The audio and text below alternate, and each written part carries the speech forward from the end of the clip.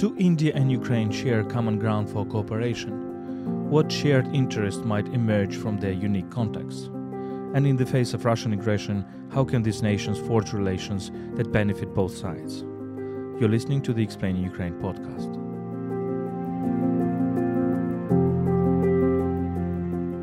In this episode, Ukraine World's Deputy Chief Editor Anastasia Gerasimchuk spoke with Swasti Rao, Associate Fellow at the Europe and Eurasia Center at Manohar Parrikar Institute for Defense Studies and Analysis, and Olha Vorozhbyt, an affiliated expert with the Foreign Policy Council, Ukrainian Prism, and Deputy Chief Editor of Ukrainsky Tizhdень news website.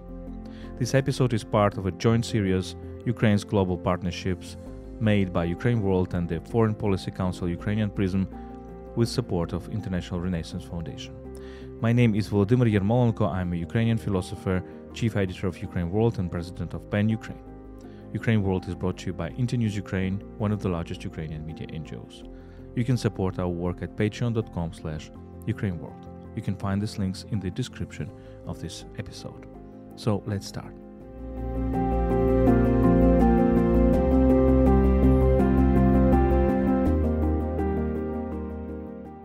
Swasti, Olha, thank you for joining our podcast.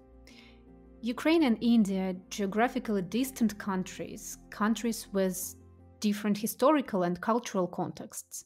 What can unite us? When we talk about bilateral relations, it's of course about interstate relations, meaning political and economic ties, but it's also about people. It might be surprising to many, but our countries, India and Ukraine, have their history of interaction, especially on the interpersonal level. And both countries now have promising potential for future collaborations, especially when we talk about current Ukraine's foreign policy priorities, which is the development of relations with the states of the so-called Global South. And India has its special place here. Olha, could you enlighten us on the historical ties that bind India and Ukraine and the significance of India within Ukraine's current foreign policy agenda? Thank you, Anastasia. Hello, Swasti. India has been Ukraine's biggest partner in South Asia for 30 years, so since the time we restored independence. However, proactive relations between India and Ukraine date back to the time of Soviet Union. You can read in multiple texts about the long-lasted Indo-Russian cooperation dating back to the Soviet period, but frankly, if you dig up deeper, then there will be multiple examples of Ukrainians who formed this cooperation. My favorite example is from Ukrainian literature classes. This is where I, for the first time, found out about that being a schoolgirl, where the main protagonist of the novel by famous Ukrainian author Olесь Honchar, The Cathedral, was called in his village Ivan from India because he spent some time as engineer on the Bhilai steel plant. One of the chapters of the novel is devoted to this time, to his time in India. And in fact, many Ukrainian engineers contributed to the industrial development of India through cooperation with Indian professionals on the construction of steelworks in Bhilai, Bokaro, also equipment manufacturing plants in Ranchi, Durgapur, and Haridwar. Olесь Honchar, so the author himself, found out this during his visit to India. Now, this is often forgotten, but we have to remember this. Also, of course, the cooperation, like people-to-people contacts. When we speak about people-to-people contacts, of course, we have to remember about the numerous students who came to Ukraine to study here. This was also before Ukraine restored independence and after 1991. Frankly, after 1991, there were good prospects for cooperation. First, Ukrainian President Leonid Kravchuk visited India already in March 1992, so just half a year after Ukraine restored independence. I think this tells a lot. But later, there were, of course, moves from our side that influenced this cooperation in a negative way, like a big contract to supply tanks to Pakistan in 1996. In 1998, Ukraine supported all UN resolutions that condemned India's nuclear weapons testing. I think this also influenced.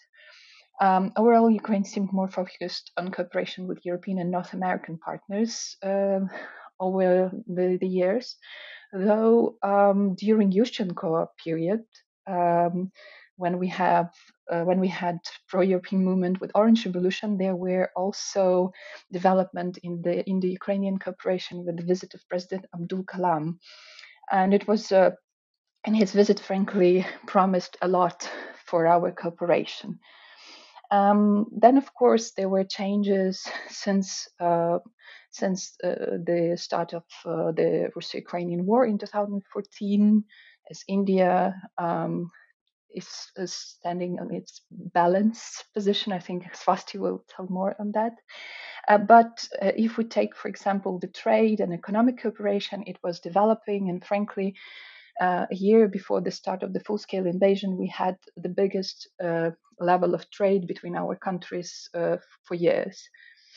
Nowadays, of course, India is, I would say, is a leader among the global South countries. We can say that, forecasts show that India would become one of the three strongest economies in the world by 2030. But also, this political role as a leader is an important in India's position. And last year's leadership in G20 showed this, of course. So this is where Ukraine, frankly, will need India and need India's position, especially before the peace summit, especially in cooperation with the countries of the global south. So India's political importance here is very significant. And talking about the current stage of bilateral relations, in March, the Ukrainian Foreign Minister Dmytro Kuleba visited India, and it was the first such visit over the last 5 years. Swasti, against the backdrop of this visit, do you perceive a shift towards more favorable relations between Ukraine and India? Right. So thank you for having me on this podcast, and it's a great pleasure to share it with Ola, who I've been working with for a while, and I know her also for a while, and she came to India. And thank you for interviewing us, Anastasia. With respect to your question, and you asked me this question about Minister Kuleba's visit. So the first thing is that. No, we should not expect a shift. When you say a shift, you perhaps imply a kind of a major transformation in terms of what India's policy towards the Ukraine war has been. So I do not see a major transformation underway in how India perceives the war. India stands by neutrality, but India's neutrality is also a more active kind of a neutrality, where India is pitching for a peaceful solution, for negotiation, sending humanitarian aid, etc., etc. But at the same time, I would say that Minister Kuleba's visit did bring about a kind of an awareness that did not exist in India before. And this I say with a lot of clarity and confidence, because I have been tracking the Ukraine war ever since it began, and I've been working on it ever since it began. And I have always tried to imply, when I say that what really has the war changed in South Asia, or for example, our perception of the Eurasian Security Order, etc., which largely earlier was looked upon with the lens of India-Russia bilateral relations. But now that particular perspective has expanded in its own way. Because it's Ukraine what has been an enabler of conversations that did not exist earlier. So whether it is about a better understanding of the Eurasian Security Order, the situation out there, why is it that the security is so vulnerable in that area, what role can India play? Because India pictures itself, and rightfully so, as not only the leader of the global South, but also as this credible bridge between East and West and North and South. India projects itself. The idea, very well, is that we try to pitch this foreign policy that is of Vasudhaiv Kutumbakam, which means that the world is one family. And India is the Vishwa Guru and the Vishwa Bandhu. So, what I'm trying to say is that, rhetoric aside, I want to underscore the importance of stability, and particularly a stable world order, which is going to be in everybody's collective self-interest. So that is the kind of a pitch that India has. And when Dimitro Kuleba came to India, and the way he interacted with the Indian strategic community, and I was a part of that as well, I think Dmitry Kuleba was very right when he said that we are not here to make you change your relationship with Russia. You have your own historical relationship with Russia, and you are most welcome to have it with Russia. What we are here for is that we are here to invite you for joining this Ukrainian peace proposal, which is based on President Zelensky's 10-point peace plan. And you are free to choose which part of that peace proposal you want to engage with.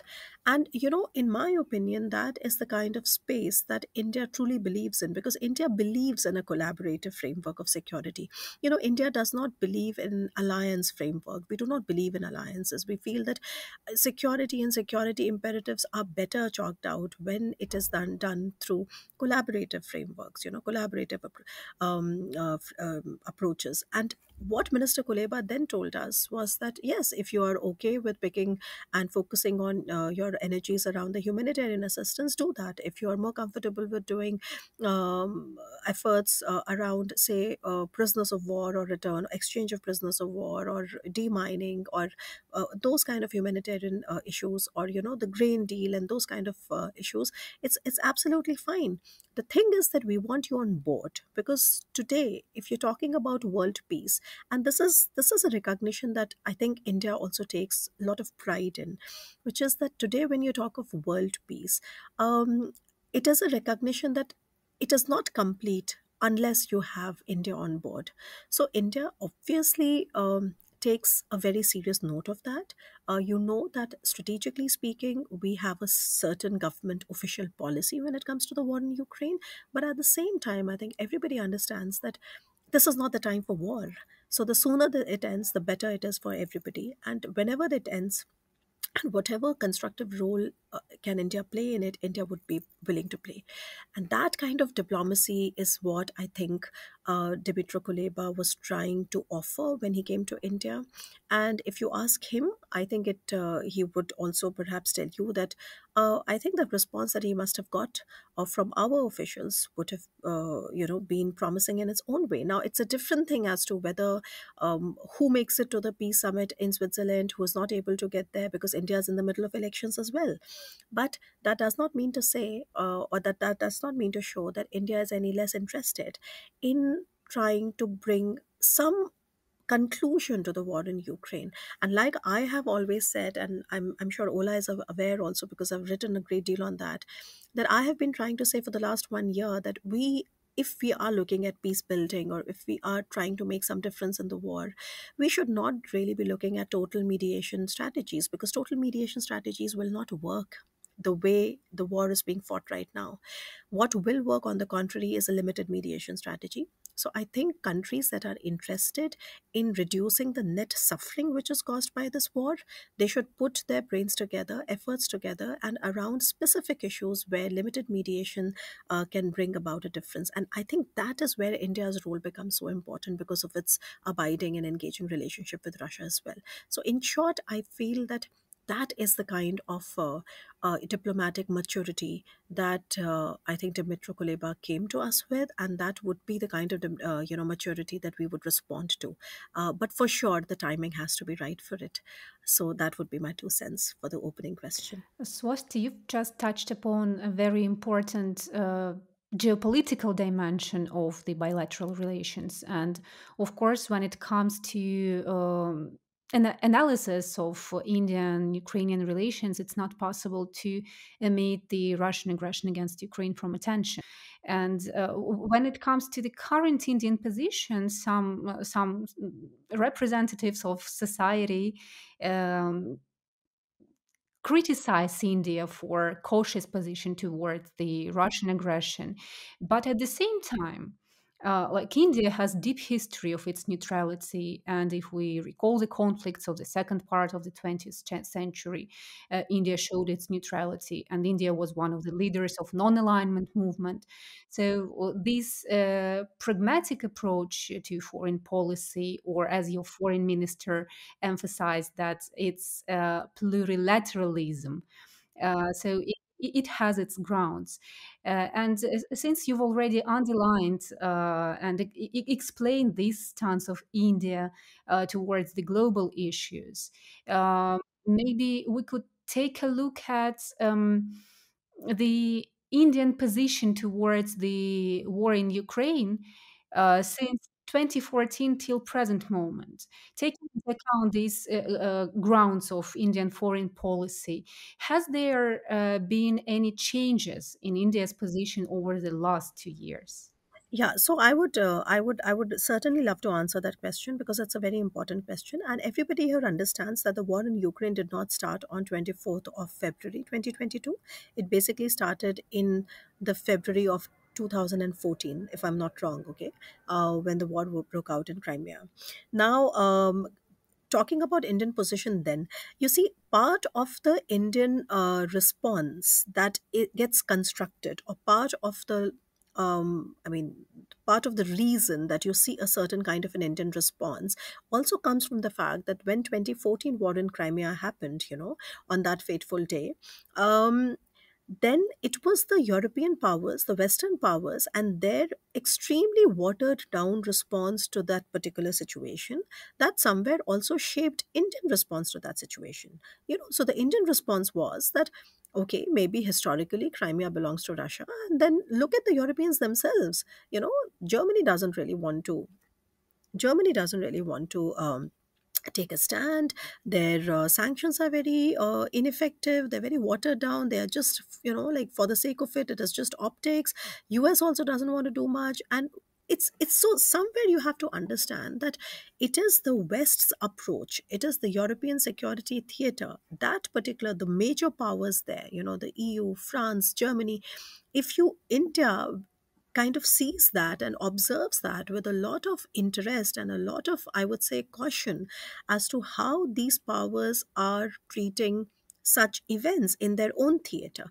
And that somewhere convinces India of the fact that, well, if the Europeans themselves are not taking a stand about it, I mean, there is no reason why we should be taking a stand on it. That's one part of it. The second part of it comes from our own very historical linkages with Russia, because there are certain reasons for it, and I'm sure by now you know the reasons, which are that India in the 1971 war, Russia had supported India against Pakistan, which was being backed by the US. However, there is also a reality which was in the previous decade, which was in the 1962 when we fought a war with China. Russia did not, USSR at that time, did not come to help us because it did not want to take a stand against a communist China. So that is also a reality. But that reality is sometimes forgotten, because what happened in 1971 was a big victory that India had, and a new state of Bangladesh was born. So it pretty much changed the geography of the South Asian region.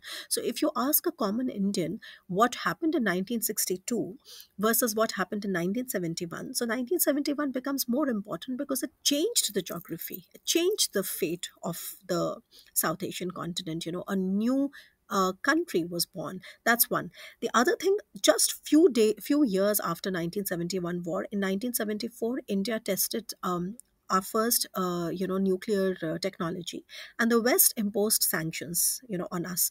That also made us sort of, inch closer to USSR. That was the other reason. And then after 1971, of course, we also signed a treaty of mutual friendship, etc. And then you saw that Russia became a very important pillar, or in fact, the most important pillar for all our weapon procurement. And at that time, Ukraine was a part of Russia. So a lot of the historical defense procurement and all that engineering that used to come to India, gas turbine engines, etc., everything was made in Ukraine. Okay, so that happened. Then fast forward to 90s, and in 1998, India tested its first nuclear weapon, and then again we were imposed by sanctions, okay, from the West, and that also somewhere made this the public opinion tilt in the favor of Russia. So that's been some factors. There are other factors as well, which are that Russia has also been consistently supporting India on the matter of Kashmir at the United Nations Security Council. Russia is a permanent five member there. And then Russia is also supporting India for its other continental maneuvers. For example, we in India have been, somewhere using our equation with Russia to kind of balance the dominance that China wishes to impose, on the Asian order. So we have these our own reasons why we maintain historical ties with Russia. And until now, there was no geopolitical moment where our and Russia's interests, you know, cross-cutted each other. You know what I'm trying to say? We never really, um, there were no confrontation in terms of our national interests ever. So far, this is the first time it so happened that a war in Ukraine broke out. So, anyway, so in 2014, when the war broke out, like I'm saying, that part of it came from our own historical relationship with Russia. And we were like, okay, that is an internal matter. We don't want to speak on that. Russia has been very accommodative of our approach in Kashmir, which of course is a different issue. And Kashmir, of course, I'm sure, I don't know if everybody would know the history of Kashmir, but don't confuse it, because Kashmir and Ukraine are not the same in any way. But what I'm saying is about the primary security concerns. So Russia has been accommodative of that, mindful of that. And 2014, we also saw that the Western powers did not do anything. Okay, except for some very sanctions with some optics value, which did not really help. In fact, that actually helped Russia to build that massive war chest, okay, that it landed up building, which was about $640 million, right? Before the war in Ukraine started in 2022 again. So what I'm saying is that from there until in 2022, when the war started, this time the situation was different. I would say that, Anastasia, the situation was different. Why? Because the world was coming out of this very disturbing 2 years of the COVID pandemic. And just as we were coming out of this unfinished project of recovery from the COVID-19 pandemic, and everybody was trying to look at resetting and making the supply lines more secure and all of that. And suddenly there was this, war. And everybody in India said that, oh, there will be no war, because why will there be any war? Technically speaking, Ukraine cannot become a part of NATO in foreseeable future because it has a problem going on in Crimea. It has also a problem going on in Donetsk and Lugansk. So with these kind of territorial disputes, NATO cannot really become a member of NATO, because for becoming a member of NATO, you have to have your territory intact. So why would Putin attack? And there's no reason why Putin would attack. And, Putin has also confirmed that the military option is not really on the table. The Germans were saying that to us. The French were saying that to us. If you remember, Macron was making all these visits to and fro. So long story short, what I mean to say that this time around, when something like this happened, we were really taken by shock. We were hoping that this would be over in 5 days, 7 days. We were hoping that Russia is, because that is how Russia's previous military crusades, have been, whether it was 2008 in Georgia or whether it was in 2014 Crimea. So we were hoping, that even this time Russia would probably use the shock and awe, because Ukraine does not really have a navy. Ukraine doesn't have those capabilities. It doesn't really have an air force. And look at Russia. It's a nuclear power. It's a world number 2 military power. So by all logic, Kyiv is going to fall. And then that was perhaps the idea. And we wanted that because, like I said, that the world was just coming out of it, and so was India, and we were having these a lot of plans about how to get our economy back on track, and we had a very good and thriving relationship with Russia, with Europe, so we never really wanted that. Okay, so when this happened, we were hoping against hope that this would be over in, say, 5 days, 7 days. But then Kyiv did not fall, and the rest is history. Now we know that the war has been going on. So this time around, of course, all the initial frenzy aside of Russia being this major military power, and which is right. I mean, we also did our own studies here in India, and the conclusions were similar. The conclusions were all the same. The conclusions were that, oh yes, there is no way Ukraine can win the war, because look at Russia's numerical superiority, look at the weapons, look at the missiles, look at all that. But when the war went on, and especially after Ukraine had a very successful counteroffensive in Kharkiv and in Kherson, and of course, the people world over were forced to re-look at and re-examine as to what is happening. And this time around, it was also different. And the major difference was the 3F crisis, which was food, fertilizer, and fuel. And this time around, India was also somewhere directly involved and impacted, because then we started buying the discounted Russian oil because the G7 had imposed a price cap. So, what the essential difference from 2014 to 2022 was that in 2014, I mean, I'm just sort of paraphrasing and concluding what I'm saying, is that we were still very far away. We were not really impacted in any direct manner. But in 2022, the things were different. And even though this is not our war, and the External Affairs Minister has said it very, very clearly, but even then, the kind of situations, the geopolitical, geostrategic, and geoeconomic situations that followed from this long standing war actually started to impact the rest of the world and India as well. And particularly in the realm of the oil purchases, particularly in the realm of our weapons imports that we were expecting and that did not arrive, particularly in the realm of trying to put together a rupee ruble mechanism, payment mechanism, which also has its own problems because of how ruble is artificially propped up by capital controls of the Russian central bank, and also because ruble does not really have the right convertibility today.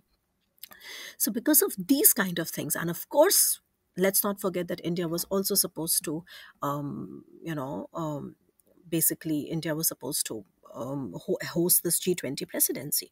So, for all this variety of reasons, for this time around, India was directly impacted, and that is why India had to be at the forefront of trying to come up with a very uh, you know proactive kind of a neutrality, right? It was not like, okay, this has nothing to do with me and I'm not really affected, but like a proactive neutrality. I'll do whatever I can to try and bring the war to an end, and that has been India's position. So similarly, the public opinion, the strategic community, all of them, I mean, you would have very sharp, so to say, observations today. The opinions are very sharp. There's some people who would tell India to be neutral come what may. There are others that would say that, yeah, but then you will have to learn to take a stand, etc., etc. So opinions are divided. We are a very open, thriving democracy in that sense. So different opinions exist, but you can definitely not miss the fact that today everybody knows that whatever they thought was happening in Ukraine was perhaps not the whole story. And today they are much more eager and open to absorb um, what really is the bigger picture about. So for the longest time, the argument was, okay, it's NATO's eastward expansion and then Russia pushing back. I mean, now nobody that is serious is going to say that that is the only factor. That may be one factor, yes, but then there are other factors as well. There's a factor of identity. There's a factor of how Russia looks at the Novorossiya, so to say, claims. Okay, there is a factor of the geoeconomics, the complex geoeconomics of that region. All the how Russia has been making the Europeans dependent on its cheap oil and gas, and also sort of bypassing Ukraine. So there's also a question of for example, all the security guarantees that were not really honored. So what I'm saying is that now there is a much more textured and a layered understanding that exists. That really was not the case in 2014. Yeah. Swasti, your analysis of Indian position and its like pragmatic approach, proactive, neutral approach to the events led me to the question that I want to address to Olha. So, Olha, taking into consideration these factors of India's position on the war in Ukraine, how could Ukraine form its foreign policy towards India? Well, well, frankly, the visit of Dmytro Kuleba showed the main approach which we have now and which I support. This approach is mainly a very pragmatic one. So during one of the interviews while being in India, Dmytro Kuleba was speaking about the menu. Well, he was actually referring to the peace formula that the countries of the global south can choose for them those points in the peace formula which they can um, which which are good for them. But frankly, when we speak about the relations with the countries of the so-called global south, and namely with India, we also have to be pragmatic and also have to look at this our menu of the bilateral relations and pick those issues which can be good for both sides. So since 2014, in our relations, up until the full-scale invasion, we had very, I would say, vibrant development of economic relations. Of course, could be better, but anyway. So taking into consideration what we have now, we can also choose those directions which deal for both countries and then develop them. So if India supports the humanitarian relief, then we're happy that India will help Ukraine in this direction. If there are like economical issues which could be beneficial for both countries, like for example restoration, post-war restoration, then we should focus on them. And we have to be pragmatic politically. It was an important phrase by Dmytro Kuleba during his visit when he said that um, till the moment India is paying in rupees for the Russian oil, it is like okay for us because these money do not finance Russian war machine. So I think this pragmatic stance is important for us, and not only in dealing with India, but also with the other countries of the global south, of the so-called global south. What we also have to invest in, from my perspective, is knowledge. In Ukraine, we had this knowledge previously, but we have some gap, and we have invested into the expertise of knowing what uh, about the country, about its perspectives, about how we can deal with in different parts of the country, because India is a huge country. So we have to invest exactly into forming the expertise on the country. And also, there is the other issue, which I think is very important, but I know what Swasti was said, and that you've mentioned it already, is post-colonialism. So Ukraine and India have this experience in common. And frankly, it forms the common challenges for both of us. And I think the exchange of thoughts, also exchange between the strategic community, between the academia on the issues, yes, that we have taken into consideration. The post-colonialism is an important one.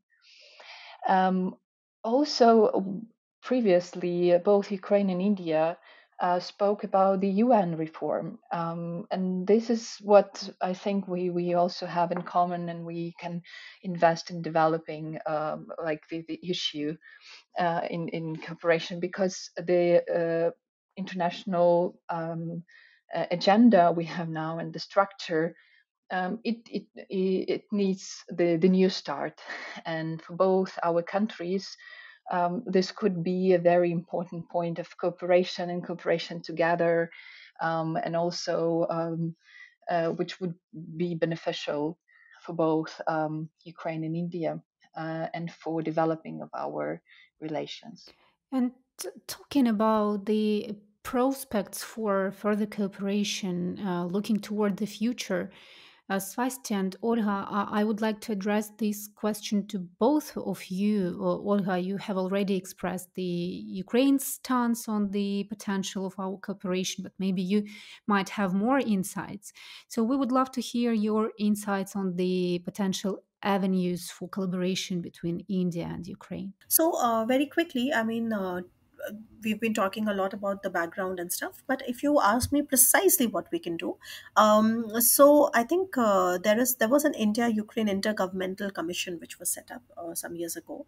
So this time when Minister Kuleba visited, there was the stock of reviving it and trying to put that back into place, number one.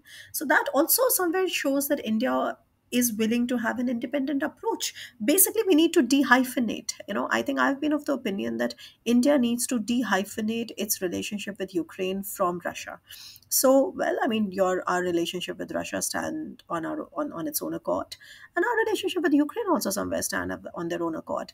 So A part of that is that, yes, so there is an intergovernmental commission, and this revitalization that happened when Dimitri Kuleba had come was good because it was set up in 1994. It was never really fully explored, and also it requires an assessment of what kind of opportunities exist for mutual trade, because of course we were having this trade relationship, and also, can Ukraine deliver on certain promises of the weapons deal that we concluded with Ukraine in 2021, right before the war began? And this particular weapons deal, and as far as I remember from the conversations we had with Minister Kuleba, and he was very clear in stating that Ukraine is already has, even though Ukraine is in the times of war and all of that, but Ukraine is trying to deliver on those promises to whatever capacity it can.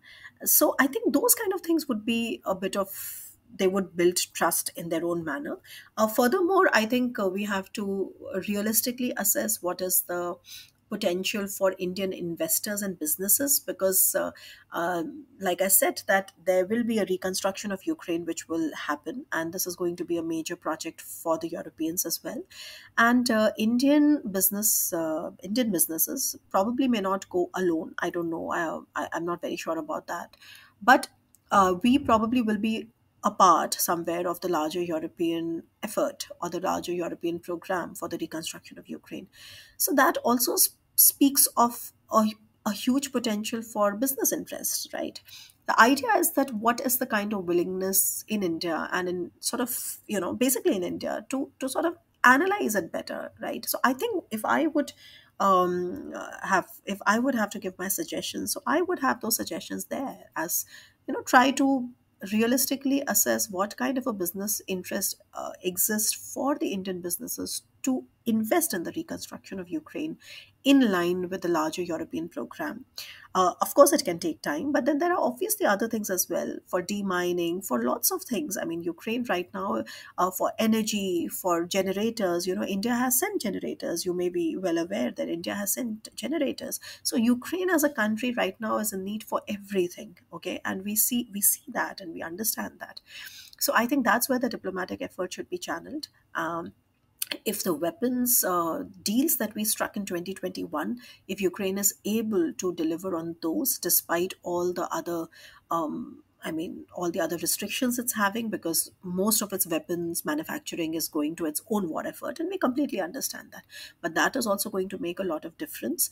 And then I also mentioned about the revitalization of the inter-Ukrainian, this commission, intergovernmental commission. So I think these kind of very specific things we can do. I remember from all the other engagements I've had with the Ukrainian counterparts, and I remember other scholars also talking about it, and I completely agree with them somewhere that if we genuinely wish to sort of dehyphenate Ukraine from Russia from an Indian perspective, then we need to also have more exchanges. I mean, in India, there's very little understanding of, say, for example, the Ukrainian history or the Ukrainian identity, how the Ukrainian identity was created. Okay, so we do not have that kind of a link. On the contrary, in Ukraine, you would have a lot of enthusiasm and support and awareness of yoga and all the Indian culture and Hindi.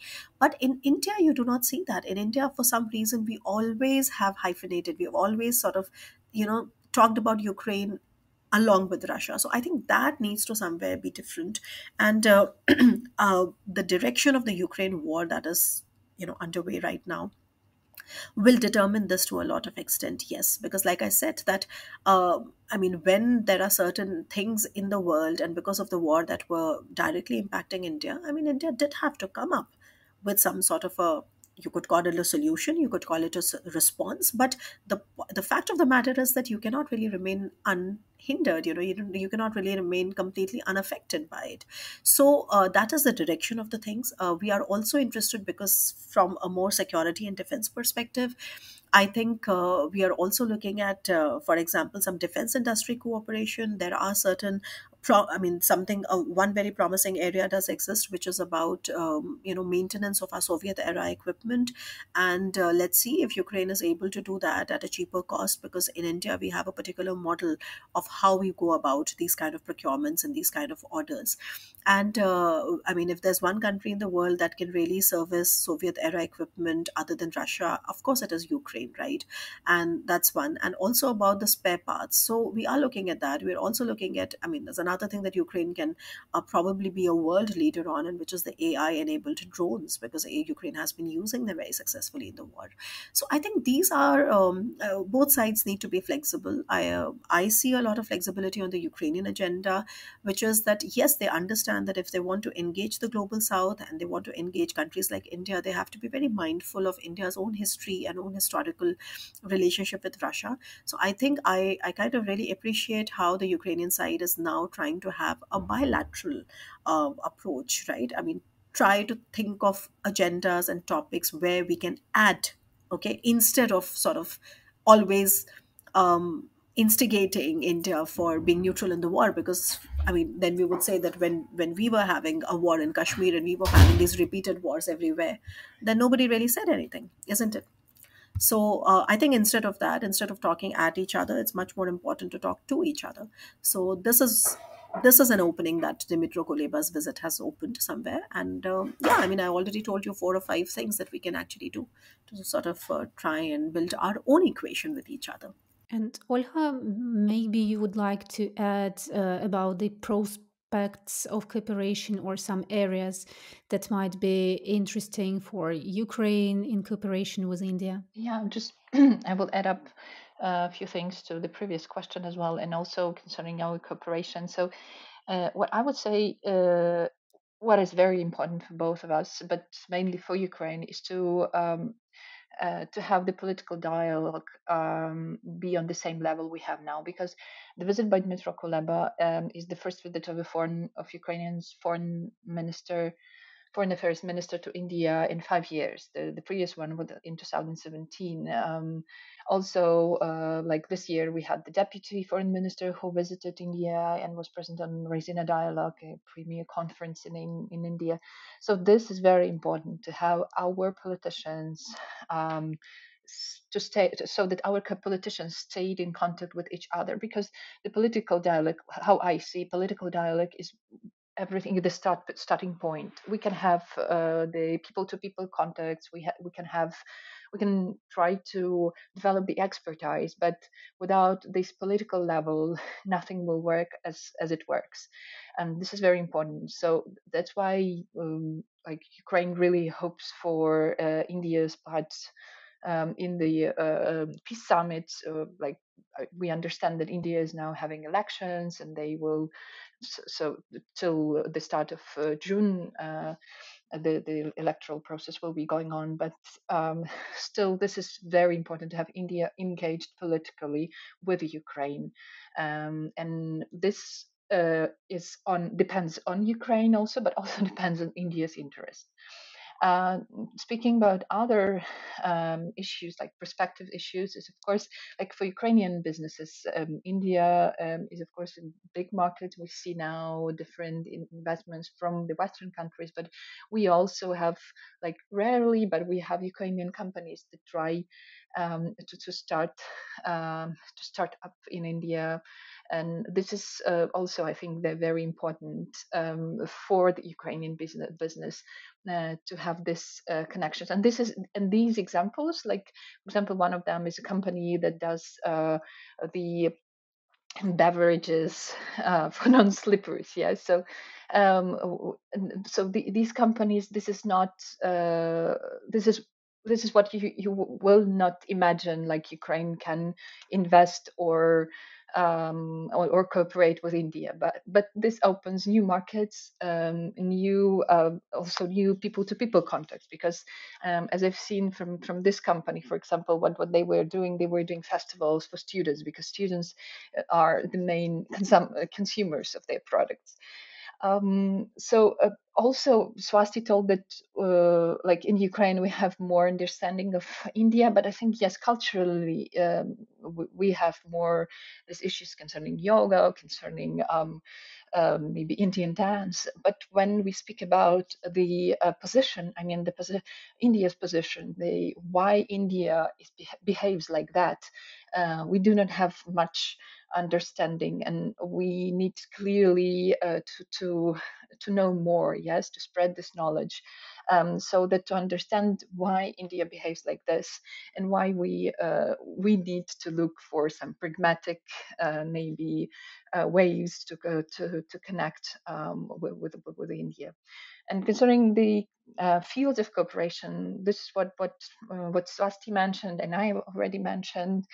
The defense cooperation seems prosperous, but I would also like to mention students. I know that many of them would like to come back to Ukraine, and like before the full-scale invasion, we had over 18,000 students, Indian students, mainly medical students in Ukraine. We do hope that maybe if we have like it is relatively safe in the Western Ukraine, but if we have the full safety from the sky, and for example in the Western regions, we can have more of Indian students back in Ukraine, because this will boost, of course, people-to-people contacts, but also will help both our countries, like in development of the specialists from the one side, and also in development of people-to-people contacts from the other side. So I think this is what I will finish on. Thank you so much, Olha, Swasti. Thank you so much for this insightful and interesting conversation. Thank you, Anastasia. Thank you, Swasti. Okay, it was a pleasure joining you both.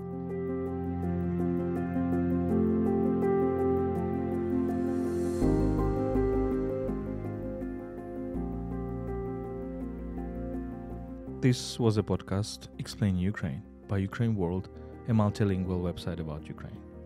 This is a joint series by Ukraine World and Foreign Policy Council Ukrainian Prism, which is called Ukraine's Global Partnerships. This series is supported by International Renaissance Foundation. Let me remind you that you can support our work at patreon.com/UkraineWorld. We provide exclusive content for our patrons. You can also support our volunteer trips to the front lines at PayPal, ukraine.resisting@gmail.com. Stay with us and stand with Ukraine.